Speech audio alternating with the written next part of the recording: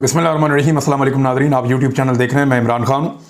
अभी जब आप ये वीलॉग सुन रहे हैं थोड़ी देर के बाद, अगर आपने इसको जल्दी सुना है तो जब मैं वीलॉग कर रहा हूँ तो इमरान खान साहब लगभग 10 बजे के करीब सुबह वो पेश होने जा रहे हैं इंसदाद दहशतगर्दी की अदालत में। उनके ऊपर दहशतगर्दी का मुकदमा दर्ज किया गया है इस्लामाबाद में। और इमरान खान साहब का जो 9वां हल्का है, जहाँ से कागजात नामजदगी मंजूर नहीं हुए थे, वहाँ से भी मंजूर हो गए हैं। ओवरसीज़ पाकिस्तानियों को वोट का हक मिलने के हवाले से बेंच की समाअत हुई है कल के दिन में। ये बहुत इंपॉर्टेंट केस है, इस पर हम बात करेंगे। 2022 और 23 में दुनिया में जो ह्यूमन राइट्स के बड़े बड़े इश्यूज़ आ रहे हैं, उनमें पाकिस्तान भी उन ममालिक की फहरत में शामिल है जहाँ पे बड़े सीरियस इश्यूज़ हैं। सैलाब से अब तक के नुकसानात क्या हुए हैं, और मौलाना फजलुर रहमान ने और समा ने जो आलमी मीडिया ने कवरेज की है इमरान खान साहब की, और मैंने उसके बारे में बताया था कि लगभग 2.5 दर्जन के करीब दुनिया की बड़े बड़े आलमी इदारे, नशरियाती इदारे, उन्होंने इमरान खान साहब की खबर को उठाया है। उसके ऊपर मौलाना फजलुर रहमान साहब ने और समा टीवी ने इसके ऊपर अलग किस्म की कवरेज कर दी है। जबकि बिलों में कमी का एक धोखा हुकूमत पाकिस्तान गरीब शहरियों को देने जा रही है, वो मैं आपको बताऊंगा। और पाकिस्तान तहरीक इंसाफ ने एक नया रिकॉर्ड लगा दिया है। ये सारी चीज़ें आज के इस वीलॉग के अंदर। सबसे पहले तो एक चीज़ मैं आपको बता दूं कि चाइना ने क्लियर किया है, और ये कराची में तैनात चीन के कौंसल जनरल, उनका ये कहना है, ली बिजियान, उनका ये कहना है कि इमरान खान के दौरे हुकूमत में जो तासुर बनाया गया है, या जो बार बार कहा गया है, पाकिस्तान में बहुत सारे लोग कॉलम शालम भी लिख देते थे इसके ऊपर, जंग अखबार में छपते थे ज़्यादातर। अब आप समझ गए होंगे कौन लोग हैं और क्यों लिखते थे और क्या लिखते थे, कि जनाब सी पैक बंद कर दिया, सी पैक रूल बैक कर दिया, सी पैक पे इमरान खान काम ही नहीं कर रहा। तो उस पर इमरान खान की हुकूमत में सी पैक पर काम बिल्कुल मुतासिर नहीं हुआ। ये चीन के कौंसल जनरल ने इसका एतराफ़ किया है, और उन्होंने कहा कि इमरान खान के दौरे हुकूमत में पाक चीन इक़्तिसादी राहदारी पर काम बिल्कुल मुतासिर नहीं हुआ और अच्छा काम होता रहा है। मैं खुद उसका गवाह हूँ, मैंने बहुत सारा इसको विजिट किया है। बड़ी तेज़ी से काम हो रहा था इमरान खान साहब के दौरे हुकूमत में, और बल्कि जब पॉलिटिकली इंस्टेबिलिटी आती है किसी मुल्क के अंदर तो चीज़ें स्लो हो जाती हैं। जैसा कि अब पाकिस्तान का रुझान मगरिब और अमेरिका की तरफ ज़्यादा है, तो फिर चाइना की तरफ हमारा रुझान ऑटोमेटिकली मुतासिर हो जाता है।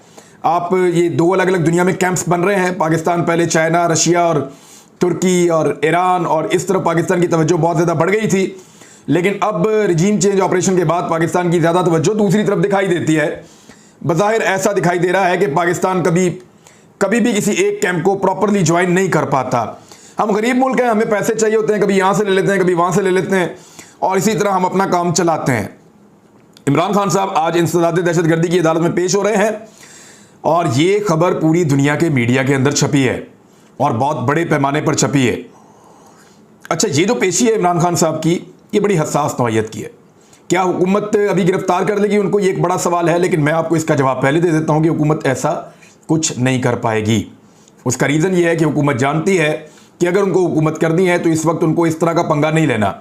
पाकिस्तान के अंदर सैलाब आया हुआ है, बहुत बड़े पैमाने पर तबाही फैली हुई है। ऐसी सूरत हाल में पाकिस्तान तहरीक इंसाफ के चेयरमैन को गिरफ्तार करना ये एक बहुत बड़ी बेवकूफ़ी होगी। जब वज़ीर-ए-आज़म पाकिस्तान एक बड़े वफद के साथ पाकिस्तान में मौजूद नहीं है, कतर गए हुए हैं। स्पीकर कौमी असम्बली एक बड़ा वफद लेकर कनाडा गए हुए हैं। कुछ लोग जो हैं वो तुर्की में हैं, कुछ लोग जो हैं वो लंदन में हैं। सारे इधर उधर भागे हुए, और सिंध पूरा डूबा हुआ है। ऐसी सूरत हाल में इतने बड़े लीडर को गिरफ्तार करना ये एक बहुत मुश्किल काम होगा। लेकिन बहुत सारे लोग ऐसे हैं जो ऐसी ख्वाहिश रखते हैं। लेकिन इस मौके पर इमरान खान साहब की जो अपनी क़यादत है, पार्टी की बाकी लोग हैं, वो सारे उनके साथ जा रहे हैं। लेट्स सी अदालत में होता क्या है। ये सिर्फ एक दहशतगर्दी का मुकदमा है जिसमें एक लीडर ने यह कहा कि मैं कानूनी कार्रवाई करूंगा तुम लोगों के खिलाफ, नहीं छोड़ूंगा तुम लोगों को, और इस बात के ऊपर दहशतगर्दी के मुकदमे हो गए। इमरान खान साहब ने क्या कहा था कि आईजी और डीआईजी, हमने तुम्हें नहीं छोड़ना, हम तुम्हारे ऊपर केस बनाएंगे। इस पे कहां से दहशतगर्दी आ गई? इस पे कौन सा दहशतगर्दी का केस बनता है? भारत बना दिया है। मेरे ख्याल में तो पहली पेशी पे आज ये उड़ जाना चाहिए। लेकिन देखते हैं वहां पे कैसा इंसाफ मिलता है, क्योंकि मैंने एक चीज तो मैंने बड़ी विटनेस की है खुद, और मेरे आजकल ये बात बहुत फैली हुई है वकला के अंदर। हर कोई इसके ऊपर बात कर रहा है, हर कोई शाबाश दे रहा है, हर कोई सताइश कर रहा है, हर कोई आवाज उठा रहा है, और वो ये कह रहा है कि लोअर जुडिशरी ने कमाल कर दिया है। लोअर जुडिशरी प्रेशर नहीं ले रही। लोअर जुडिशरी के ऊपर जितना मर्जी प्रेशर डालो, हमारी जो लोअर जुडिशरी है वो ना सिर्फ बदतरीन प्रेशर के अंदर बेहतरीन परफॉर्म कर रही है, बदतरीन हालात के अंदर बेहतरीन परफॉर्म कर रही है, बल्कि वो आगे बढ़ के बड़े अच्छे तरीके से अपनी फहम के मुताबिक हक के साथ इंसाफ पर मबनी फैसले दे रहे हैं। ये बड़ी एक कामयाब चीज़ है और ये उम्मीद की एक किरण होती है हमेशा। और इसी तरह अगर पाकिस्तान की जुडिशरी काम करती रहे तो पाकिस्तान को कोई आगे बढ़ने से नहीं रोक सकता। अच्छा, अब इमरान खान साहब के 9 में से एक हल्का था जहां पे कागजात नामजदगी मंजूर नहीं हुए थे, और वो था फैसलाबाद का। उस पर हमने आपको पहले खबर दी थी कि वो मंजूर हो जाएंगे, क्योंकि बाकी 8 में हो गए हैं। तो लिहाजा जब अपील के अंदर गए तो वहां से इमरान खान साहब के मंजूर हो गए हैं कागजात नामजदगी, और अब 9 के 9 हल्कों से इमरान खान साहब 25 सितंबर को इलेक्शन लड़ेंगे, अगर इलेक्शन हुए तो। मैं आपको फिर बता रहा हूं कि क्योंकि कुछ ऐसी चीज़ें चल रही हैं कि सितंबर के पहले 15 दिनों के अंदर शायद आम इंतखाबात की तरफ पाकिस्तान को भिजवा दिया जाए, और नवंबर में या दिसंबर में पाकिस्तान में आम इंतखाबात हो जाएं, तो उससे पहले पहले जो है वो इमरान खान साहब अगर तो ये इलेक्शन अनाउंस हो जाते हैं तो फिर तो ये 9 हल्कों के इलेक्शन नहीं होंगे। लेकिन अगर इलेक्शन अनाउंस नहीं होते तो फिर इन 9 हल्कों से इमरान खान साहब इलेक्शन लड़ेंगे, और अगर वो इन 9 हल्कों को जीत गए तो एक नया मोमेंटम बन जाएगा, एक नई मिसाल बन जाएगी। अभी हाल ही में उन्होंने कराची में 13 जमातों को अकेले ने शिकस्त दी है और एक आम वर्कर के जरिए से दी है। तो ये मुश्किलात बहुत बढ़ने वाली हैं वफाकी हुकूमत के लिए और इमरान खान साहब के मुखालिफ पीडीएम के पूरे इत्तेहाद के लिए। ओवरसीज़ पाकिस्तानियों को अगर वोट का हक मिलता है हालिया इंतखाबात में, तो ये एक बहुत बड़ी खबर होगी, बहुत बड़ी खबर होगी। उसका एक रीज़न है, देखें ओवरसीज़ पाकिस्तानी लगभग 90 लाख पाकिस्तानी है और ये ज़्यादातर वोट डालना चाहते हैं। अगर इनको वोट डालने का हक मिल गया तो ये ज़्यादातर लोग पाकिस्तान तहरीक इंसाफ को वोट डालेंगे, ये सब जानते हैं। और इसीलिए पीडीएम की जमातें और इलेक्शन कमीशन नहीं चाहता कि समंदर पार पाकिस्तानियों को वोट का हक मिले। जस्टिस एजाजुल एहसन साहब ने फरमाया कि समंदर पार पाकिस्तानियों के वोट का हक ख़त्म करना दुरुस्त नहीं है। ये इमरान खान साहब की जमात ने एक अपील कर रखी है और 2 रुकनी बेंच है, जस्टिस एजाजुल एहसन साहब की ज़ेर सरबराही ये बेंच काम कर रहा है, और इसमें समंदर पार पाकिस्तानियों के वोट का हक ख़त्म करने की दरखास्तों पर समाअत की जा रही है, और ये इमरान खान साहब की दरखास्त है।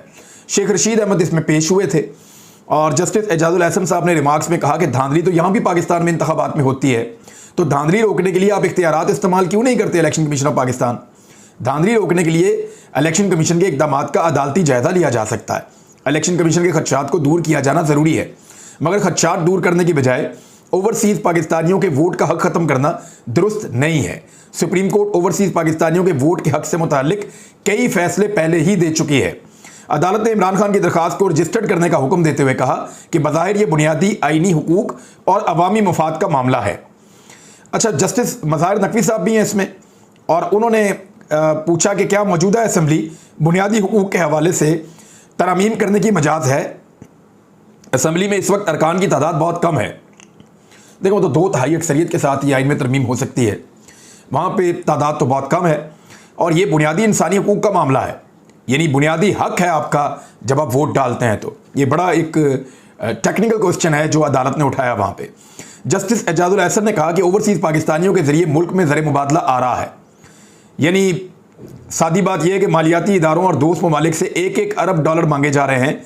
उधर ओवरसीज़ पाकिस्तानी सालाना 30 अरब डॉलर भेजते हैं, लेकिन उन्हें कहा गया कि आप वोट नहीं दे सकते, अगर वोट डालना है तो टिकट लेकर पाकिस्तान आओ। वैसे ये तो बड़ी ज़्यादती है जो उनके साथ ये वाली हुकूमत कर रही थी, इम्पोर्टेड हुकूमत, लेकिन अदालत ने उम्मीद दिलाई है अगर ओवरसीज़ पाकिस्तानियों को वोट का हक मिल गया तो फिर वो जो आप कह रहे हैं ना इमरान खान साहब को 2/3 अक्सरियत से आएंगे, तो फिर वो 80% से भी ज़्यादा वोट लेकर आएंगे, क्योंकि ओवरसीज़ पाकिस्तानी कभी भी किसी और को वोट नहीं डालेंगे, वो सिर्फ इमरान खान को वोट डालेंगे। अच्छा जी, मौलाना फजलुर रहमान ने क्या किया और समा टीवी ने क्या किया। इमरान खान साहब को जो कवरेज मिली है, एक तो ये पहली दफ़ा नहीं मिली उनको आलमी मीडिया में। इमरान खान साहब कुछ भी करते हैं आलमी मीडिया की जीनत बन जाते हैं। उन्होंने अक़वाम मुत्तहिदा में जब स्पीच की तो दुनिया के लगभग 3-4 दर्जन बड़े बड़े जरीदों ने उसको लिखा, उस वक्त भी लिखा था। उन्होंने जब OIC की तब भी सबने लिखा था। जिस दिन इमरान खान साहब को ओहदे से हटाया गया उस दिन भी दर्जनों अखबारात आलमी वो लिख रहे थे इसके बारे में, और इमरान खान को जब वज़ीर-ए-आज़म पाकिस्तान का ओहदा मिला तब भी सबने लिखा था। इमरान खान का जो बैनुल-अक़वामी सतह पे कद है वो बहुत बड़ा है, उनके हर बयान को बहुत ज़्यादा अहमियत दी जाती है। तो उनके ऊपर जब मुकदमा हुआ और जब दहशतगर्दी का मुकदमा हुआ और ये वो आदमी है जिसने पूरी दुनिया में लोगों को जाकर बताया कि इस्लाम या मुसलमान दहशतगर्द नहीं है। उसके अपने ऊपर दहशतगर्दी का मुकदमा इस्लामाबाद में दे दिया गया, सिर्फ ये कहने के ऊपर कि मैं कानूनी कार्रवाई करूंगा। अब ऐसे बंदे के लिए कवरेज हुई है, आलमी सतह के ऊपर हुई है। फजलुर रहमान साहब ये कह रहे हैं कि इमरान खान को इस मरतबा ये कवरेज इसलिए मिली है कि मलऊन सलमान रुश्दी के ऊपर जो हमला हुआ है उसकी इमरान खान साहब ने मजम्मत की है। अब मामला यह है कि इमरान खान साहब तो उसको डिनाई कर चुके हैं और उन्होंने कहा जी मैंने मजम्मत नहीं की, मैंने कुछ और कहा था, मेरा बयान सियाको सबाक से हटाकर डाला गया है। और फिर उन्होंने सलमान रुश्दी के बारे में अपने असल मौक़िफ़ को बयान भी किया, ये इमरान खान साहब ने क्लियर कर दिया है। लेकिन फजलुर रहमान साहब मज़हब को बेचने का कोई मौका इमरान खान के खिलाफ ज़ाया नहीं होने देते। वो हमेशा इस तरह के हर मौके से फ़ायदा उठाने की कोशिश करते हैं। आप गौर करें, यही फजलुर रहमान कभी नहीं बोले जब तौहीने रिसालत का जो कानून है उसके अंदर तब्दीली की जा रही थी, नामूस रिसालत का जो एक कानून बनाया हुआ पाकिस्तान में, जब उसके अंदर एक तरमीम की जा रही थी तो नवाज शरीफ साहब का दौर था, उस वक्त फजलुर रहमान साहब एक लफ्ज़ नहीं बोले।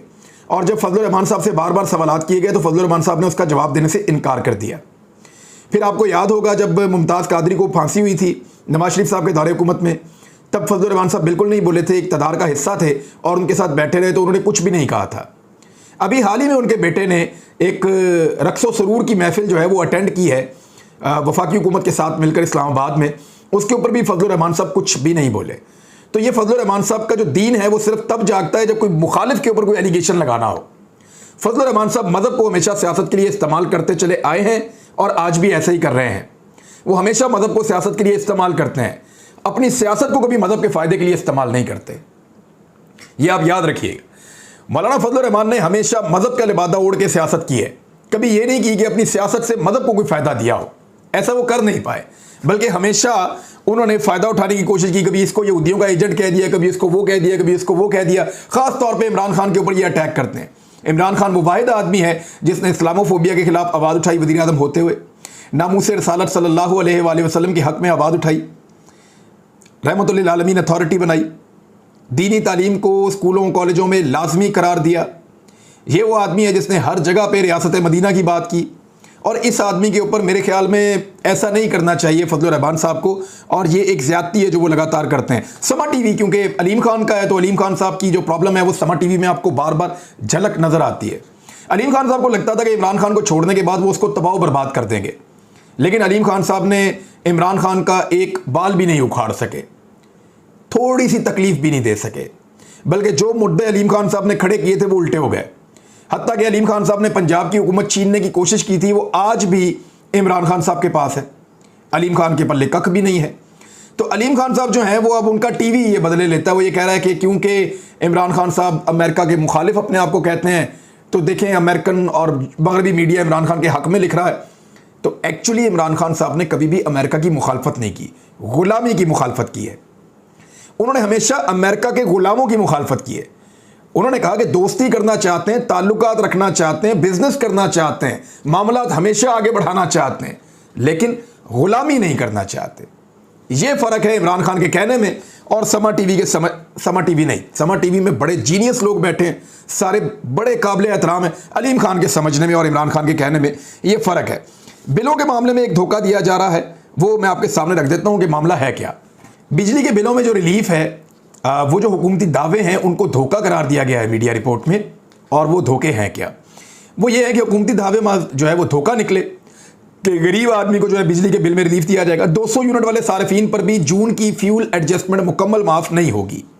ज़राए का कहना है कि हुकूमत ने 9 रुपये 90 पैसे यकमुश्त वसूली ना करने का मनसूबा तैयार कर लिया है।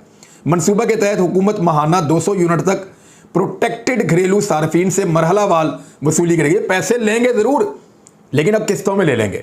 गरीब को जो बिल पड़ गया वो पड़ गया, वो अब नहीं जाता कहीं, उसको किस्तों में तरीके से वसूल कर लेंगे, निकलवाएंगे गरीब से ही। गरीब की जेब से ये बिल निकलेगा, आज नहीं निकलेगा तो कल निकलेगा। और अगर ये थोड़ा बहुत पैसा कम भी करेंगे तो तब भी लोग कैसे बिल अदा करेंगे? एक दर्जन किस्म के तो टैक्स लगा दिए उसके अंदर इन्होंने। तो बिजली जितनी महंगी इस दौर में है, पाकिस्तान की तारीख में कभी इतनी महंगी बिजली कभी नहीं थी। और मेरे ख्याल में तो पाकिस्तान इस वक्त दुनिया में सबसे महंगी बिजली बेच रहा है। मैं कल इसको चेक करवाऊंगा और खुद भी देखूंगा, हम इस पर रिसर्च करेंगे और देखेंगे कि क्या वाकई ऐसा है। क्योंकि मुझे ऐसा लगता है कि अब पाकिस्तान की जो बिजली है वो शायद दुनिया की सबसे महंगी बिजली है और अभी लोगों को मजीद धोखा देने की तैयारी की जा रही है। उधर तहरीक इंसाफ ने एक नया रिकॉर्ड लगाया और वो ये है कि जो इमरान खान साहब ने कहा था कि तहरीक इंसाफ की मकबूलियत का एक नया रिकॉर्ड वो ऐसे लग गया कि उन्होंने कहा था कि जो इमरान टाइगर्स हैं उसके अंदर नौजवान जो हैं वो शमूलियत इख्तियार करें। तो 15 घंटे के अंदर व्हाट्सएप पर 42,000 अफराद ने रुजू किया है, रब्ता किया 42,000 15 घंटे के अंदर। और ये जो वेबसाइट्स हैं उनके ऊपर अब तक 2,88,000 अफराद रब्ता कर चुके हैं, यानी लाखों नौजवान अब तक इमरान टाइगर्स के अंदर शमूलियत इख्तियार करने के लिए रब्ता कर चुके हैं। तो ये भी एक नया रिकॉर्ड है और पाकिस्तान तहरीक इंसाफ की मकबूलियत का मुंह बोलता सबूत है। अब ज़रा मैं आपको बता देता हूँ कि इस वक्त तक तबाही कितनी फैली है। तूफ़ानी बारिशों और सैलाब से 30 लाख अफराद मुतासर हुए हैं, 830 से ज़ायद अफराद जाँ बहक हो चुके हैं और सैकड़ों अफराद ज़ख्मी हो चुके हैं। निज़ाम ज़िंदगी जो है वो मुंजमद हो गया है और सैलाब के बायस 30 लाख अफराद मुतासर हुए हैं। 313 बच्चों समेत 850 के करीब अफराद जाँ बहक हुए हैं और 1300 से ज़ायद अफराद ज़ख्मी हुए हैं। और जो बाकी नुकसान है उसमें यह है कि 4,13,000 घरों को नुकसान पहुंचा है, 20 लाख एकड़ पर जो खड़ी फसलें हैं वो तबाह हो गई हैं, 313 बच्चे जाँ बहक हुए हैं, ये इंतहाई अफसोसनाक है। 7,07,000 मवेशी, 2,886 किलोमीटर जो सड़कें हैं वो भी तबाह हुई हैं और 129 पुल जो है वो सैलाब की नज़र हो गए हैं। ये एक बहुत बड़ी तबाही है। मैं आपको फिर बता रहा हूं कि ये इतनी बड़ी तबाही है कि जब ज़ल्ज़ला आया था पाकिस्तान में शायद इसका वॉल्यूम उससे ज़्यादा बड़ा है। तो पाकिस्तानियों को मदद करने की फौरी तौर पे ज़रूरत है और पाकिस्तानी सियासी क़यादत को, जिनमें सबसे पहले और सबसे ज़्यादा जिम्मेदारी मैं इमरान खान साहब की समझता हूँ। अब तक के लिए इतनी, अपना ख्याल रखिएगा, अपने इस चैनल का भी। अल्लाह हाफ़िज़।